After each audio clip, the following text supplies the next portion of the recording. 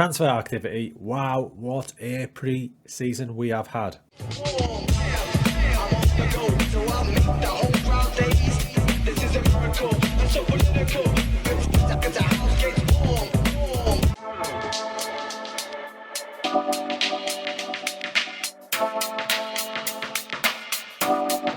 So before we get on with episode 11, is that where we're at? Episode 11? Blah.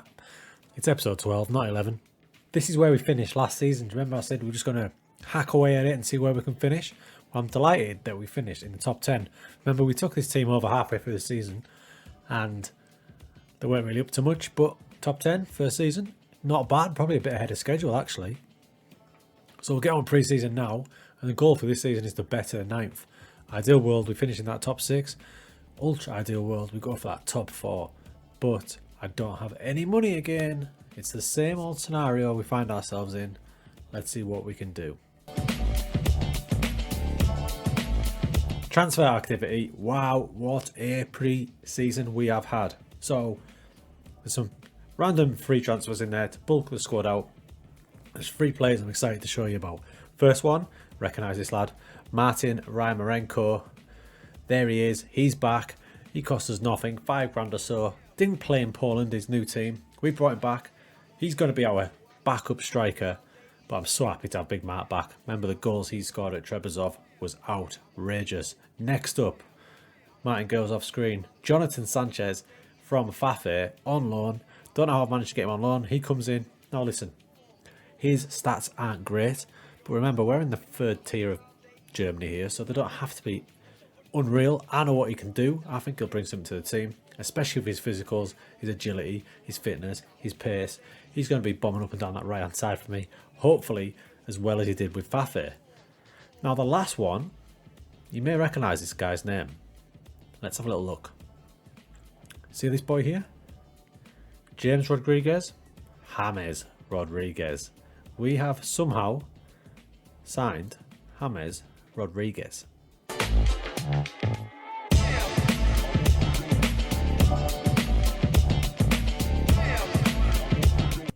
So James Rodriguez has joined the boys. He has joined Lotte. Can you Adam and Eve that? That's mad, isn't it?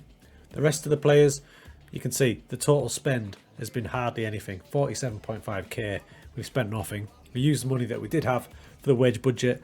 What I will say about James is, despite being a big name, he's only on 4.5k a week. Now the other thing to notice, he's a galactico. He's playing in the 3rd tier of Germany.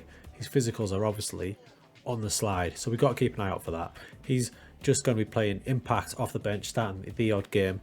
As you can see, he's done so already, 12 off the bench. We'll get to our league form shortly, but James is in. He's going to sell the shirts. He's going to mentor the youngsters. It's just a dream signing, and I love getting random signings like that in FM. Keep your eye out for them. They will pop up now and again. 35 years old, he can do a job.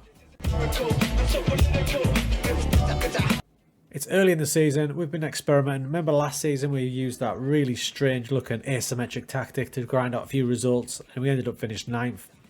We've carried it on really, but we've gone a bit more aggressive. Last season we had the 3 centre halves, 1 wing back one side and an advanced one the other. This time we've gone for the flat 4, and our asymmetric comes in the midfield areas. So we've been trying this. It's been working okay. When we're chasing a goal, we get even more aggressive.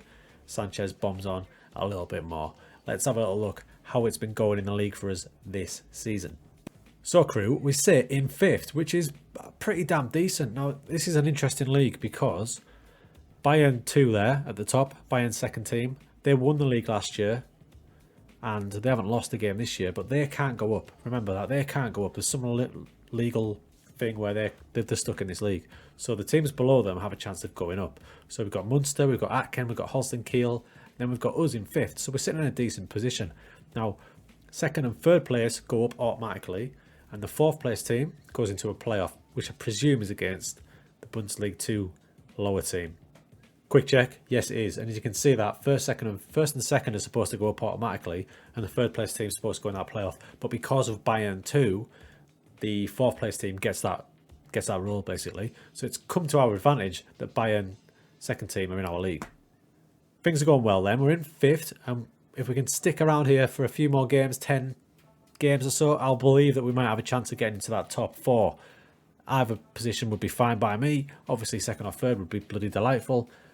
Second looks like Munster are getting away from us, so we've got eyes on the top 3. But the table is tight. If you look down to 10th and 11th even, they're on 23 points. So all it takes is a bit of a dive. Let's have a look at the results. It's been a bit up and down, but we're on a decent run at the minute. So here's the results. By the way, I've been messing around with my camera settings, so I'm hoping they'll look a bit more slick for you, but let me know. So we started the season decent, 3 undefeated, a couple of wins at home, draw away, perfect. Then we lost 2-4 to that Munster team. I didn't know they were going to be as good as they are now, so I'm not too cut up about that. Fired back, and then this 1-5 win. I will never learn. I will never learn. I had a guy sent off again. At the time of the sending off, the game was in the balance. It was 2-1. Continued to attack. We got smashed 5-1. I will learn from it this time, I promise. From that, we lost another game. Fired back. Then there's that game against the Bayern second team. We only lost 2-1. Now since then, decent little results. 5 undefeated. Just lost to Cottbus away, which is disappointing, but we got it back against Aken, who are above us, remember? So that was a good double blow. Points for us and a blow for them. Next up, we've got Holston Kiel, who are just above us again, so we'll see what we can do from there. Now, the plan for until the next episode is to play some games. I'm going to play some games. I'm going to come back later in the season and we'll see where we're at. This is our last season with Sport Throwing Lot.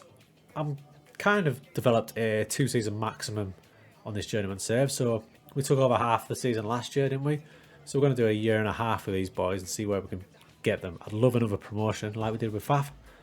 Who knows though. Speaking of Fafe, here's Fafe and that glorious yellow and black kit, and do you know what? I miss him so much so that in FM22, when that comes out in November, I might just go straight to Fafe and start a long-term save with them boys, because I really liked it there. Now, they're in the 3rd division. Last season, they had a right go. They finished 3rd, so they carried on that progress, which I love to see. Caribouxport, remember, got relegated out of the game. Fafe nearly got promoted to the 2nd division under João Paulo. This season, they're doing okay, but they've lost a few players. They've lost the great Nadje. He's probably gone back to his club, but they've still got Remy. And I tried to buy Remy, but his wages I could just not afford. But he's on my shortlist. He will be coming to me at some point on this Journeyman save, because he was a super player. That's nearly it for this episode. Quicker one, all about the Galactico signing of James Rodriguez. Now, should you sign a Galactico? There's yes and no's to it. If their physicals are really on the decline and you want him to start, I wouldn't bother, because James is not going to be able to get through loads of games because the work rate's not going to be there. As an impact player, he's going to be mint. I'm basically signing for his set pieces alone and to shift some shirts. So it's up to you. But for us, at the minute, we have now played 38 games in total with Sport Throwing Lot. We've won 18, we've drawn 7, and we've lost 13. So we've got a win percentage of about 47%, which isn't too bad. If you compare that to our overall win percentage throughout the Stingerman journey, so there's our profile, and just below me you'll see my stats. So games played, 213, games won, around 100. So we've won 100 games out of 213. The win percentage there is 46%. So the win percentage with Lot is pretty similar to the way we've been going throughout our Stingerman save. So we're progressing. Remember last season we finished on 9th position. So we want to get higher than that. Top 6 was the first goal, but now the way the season's panned out, let's shoot for that top 4. See you in the next episode. See if we've got it done.